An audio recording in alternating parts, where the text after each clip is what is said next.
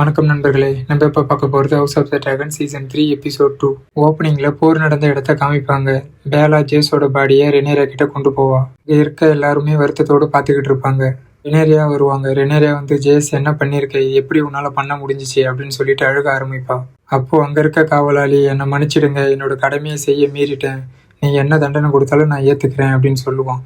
அதுக்கு ரெனேரியா, உங்களை தண்டிச்சா என்னோட மகன் திரும்ப வந்துருவானா அப்படின்னு சொல்லி வருத்தத்தோடு அழுதுகிட்டு இருப்பா. ஒரு பக்கம் போர் நடந்த இடத்துல ஆலன் கார்லிஸை தேடி போய்கிட்டு இருப்பான். ரீனா தன்னோட ஷீப் ஸ்டீலரோட வேல் பிரதேசத்துக்கு போயிருப்பா. அங்கே இருக்கிற அரசிக்கிட்ட அடைக்கலம் தேடி போவா. அதுக்கு அங்கே இருக்கிற அரசி, என்னோட பாதுகாப்புலேருந்து நீ வெளியில் போயிட்டு இப்போ என்கிட்ட வந்து அடைக்கலம் கேட்குறியா அப்படின்னு சொல்லுவா. அதுக்கு ரீனா, நான் போரில் இருந்ததை யாரும் என்னை பார்க்கல, எனக்கு அடைக்கலம் கொடுங்க அப்படின்னு சொல்லுவா.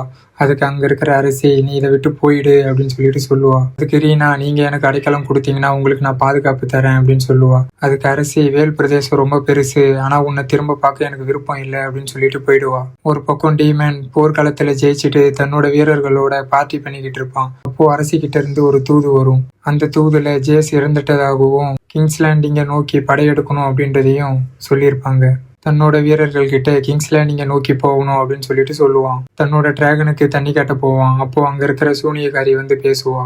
உனக்கு நான் உதவுனதுக்கு எனக்கு ஹேரனால பரிசா கொடுக்கணும் அப்படின்னு சூனியக்காரி சொல்லுவா. அதுக்கு டீமன், உனக்குன்னு ஒரு பேர் இல்லை, உனக்குன்னு ஒரு மதிப்பு இல்லை, உனக்கு எப்படி ஹேரனால கொடுக்க முடியும் அப்படின்னு சொல்லிட்டு சொல்லுவான். உனக்கான ஒரு நல்ல பரிசை அரசிக்கிட்ட கேட்குறேன் அப்படின்னு சொல்லிட்டு கிளம்பிடுவான்.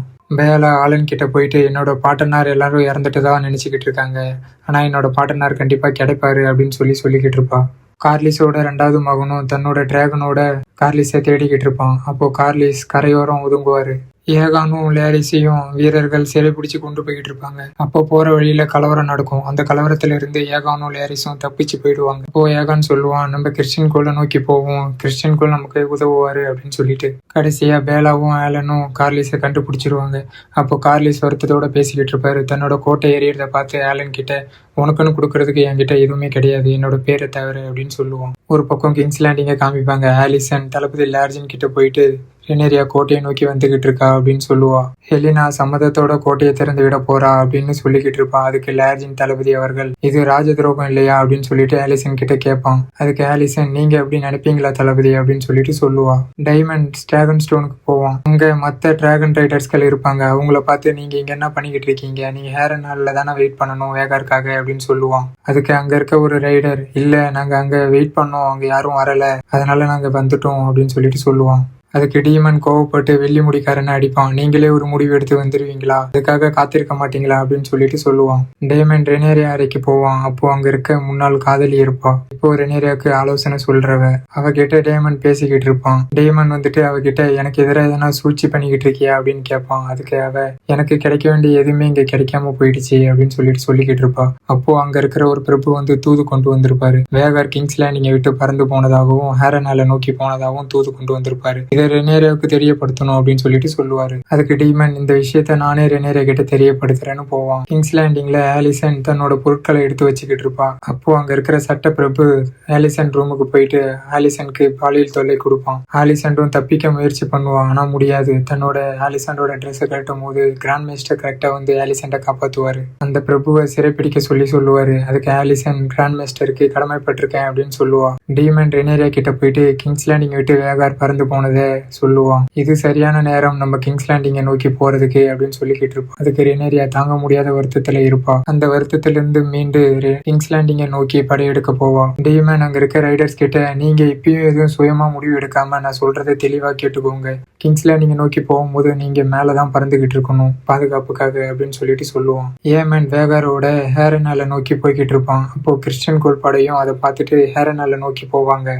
ஏமன் வேகாரோட ஹேரனால் போயிட்டு அங்க இருக்கிற எல்லாரையுமே எரிப்பான். ஹேரனால இருக்கிற பிரபு ஏமன் கிட்ட, நம்ம சமாதானமா போயிடலாம் அப்படின்னு சொல்லுவாரு. அதை ஏமன் கேட்காம அந்த பிரபுவை கொன்னுடுவான். பக்கத்துல இருக்க ஒருத்தர் ஏமன்ட குத்திடுவான். அப்போ ஏமனுக்கு நிறைய ரத்தம் போகும். அப்போ அந்த சூனியக்காரியும் வருவா. ரத்தம் நிறைய போறதுனால ஏமனும் கீழே விழுவான். சூனியக்காரிய உதவ சொல்லி கேட்பான். ஹெலினா கார்டன்ல இருப்பா. ஆலிசன் போயிட்டு உடனே கிளம்பணும், ரெனேரியா கோட்டையை நோக்கி வந்துகிட்டு இருக்கா அப்படின்னு சொல்லுவான். ஆலிசண்டும் ஹெலினாவும் போயிட்டு கோட்டையோட வீரர்கள் கிட்ட ரெனேரியா வந்தா நீங்க எந்த தடையும் இல்லாம உள்ள விடணும்னு சொல்லுவான். அதுக்கு அந்த படைத்தளபதி அரசர் யாரையும் உள்ள விடக்கூடாதுன்னு சொல்லியிருக்காருன்னு சொல்லுவான். அதுக்கு ஆலிசன் அரசர் இல்லாத நேரத்துல ஹெலினா தான் அரசி, சோ இது அரசியோட கட்டளை அப்படின்னு சொல்லிட்டு சொல்லுவான். டீமனும் ரெனேரியாவும் கோட்டையை நோக்கி வந்துகிட்டு இருப்பாங்க. ரெனேரியாவும் டீமனும் கிங்ஸ் லேண்டிங்ல இருக்க கோட்டையில இறங்குவாங்க தன்னோட டிராகன்ஸ்களோட. இருக்க வீரர்கள் ரெனேரியாவுக்கு பணிவாங்க. கோட்டையோட கதவை திறந்து விடுவாங்க. ரெனேரியாவும் டேமனும் உள்ள போவாங்க. அப்போ அங்க இருக்க ஒரு சில வீரர்கள் சண்டைக்கு வருவாங்க. டேமன் அவங்களையும் தன்னோட வாள்களால வீழ்த்துவான். அவங்க 2 பேரும் இரும்பு சிம்மாசனத்தோட கோட்டையை நோக்கி போவாங்க. அதோட கதவை திறந்து மெல்ல மெல்ல அதோட பக்கத்துல போவாங்க. அப்போ அங்க இருக்கிற வீரர்கள் டேமனையும் ரெனேரியாவும் சுத்து போடுவாங்க. ரெனேரியாவும் தன்னோட வாளை எடுத்து தயாராவா. அதுக்கு அங்க இருக்கிற வீரர்கள் சிரிப்பாங்க. அந்த நேரம் பார்த்து டேமனோட வீரர்கள் கரெக்டா உள்ள வருவாங்க. டீமன் எதிரிகள் கிட்ட நீங்க பணியறீங்களா இல்லையா அப்படின்னு சொல்லிட்டு கேட்பான். அதுல இருக்கிற எல்லா வீரர்களும் பணிவாங்க. அதோட படைத்தளபதி மட்டும் நிப்பாரு. அவரை சிறைபிடிக்க சொல்லிடுவாரு. டீமன் ரெனேரியாவை பார்த்து நீ சிம்மாசனத்துல போயிட்டு அமரு அப்படின்னு சொல்லிட்டு சொல்லுவான். அதுக்கு ரெனேரியா இல்ல இன்னும் பாக்கி வேலை இருக்கு அப்படின்னு சொல்லிட்டு ஏகானை கொண்டு வர சொல்லுவான். டேமன் ஏகானோட அறைக்கு போய் பார்ப்பான். அங்க ஏகான் இருக்க மாட்டான். அதனால அங்க இருக்க கிராண்ட் மினிஸ்டரை கூட்டு எங்க ஏகான்னு சொல்லிட்டு கேட்பான். அதுக்கு அவரு ஏகான் தப்பிச்சு போயிட்டாரு அப்படின்னு சொல்லுவான். இதுக்கு பதில் உங்களுக்கு வேற ஒரு தலையை கொடுக்குறேன் அப்படின்னு சொல்லிட்டு கோட்டையோட சிறைக்கு கொண்டு போய் காமிப்பான். கோட்டையோட சிறையில அந்த பிரபுவும் ஆலிசண்ட் அப்பா ஹைட்டாவரும் இருப்பாங்க. ஆலிசண்டும் ஹெலினாவும் மக்கள் விடுதிகளுக்கு போயிட்டு தப்பிக்க பார்ப்பாங்க. ஹைட்டாவரையும் சட்டப்பிரபையும் கூட்டிட்டு வந்து ரெனேரியா முன்னாடி நிறுத்துவாங்க. அதுக்கு ஹைட்டாவர் ரெனேரியாவை பார்த்து இதை நான் எதிர்பார்த்ததுதான் அப்படின்னு சொல்லிட்டு சொல்லுவான். ரெனேரியா தன்னோட வாள்களால தலையை வெட்டுறதுக்கு ரெடி ஆவான். ஏமன் தன்னோட வாளை எடுத்து ரெனேரியா கிட்ட கொடுப்பான். அந்த வாளோட தயக்கத்தோட ஹைட்டாவரோட தலைய ரெனேரியா வெட்டுவா. அந்த பிரபுவோட தலைய டேமன் வெட்டுவான். அந்த ரத்த கரைகளோட ரெனேரியா சிம்மாசனத்துல போயிட்டு அமருவா. ஆலிசண்டையும் ஹெலினாவையும் கூப்பிட்டுட்டு வருவாங்க. ஆலிசன் தன்னோட அப்பா தலையை வெட்டப்பட்டதை பார்த்து ஆச்சரியத்தோட பாத்துக்கிட்டு இருப்பான். ரெனேரியாவும் ஆலிசண்டும் ஒருவருக்கு பார்த்துப்பாங்க. இதோட இந்த எபிசோடு முடியுது. அடுத்து என்ன நடக்க போகுதுன்னு அடுத்த எபிசோட்ல பார்க்கலாம் நண்பர்களே. அடுத்த எபிசோட மறக்காம பார்க்க நம்மளோட சேனலை சப்ஸ்கிரைப் பண்ணிக்கோங்க நண்பர்களே. அடுத்த வீடியோல பார்க்கலாம். பை.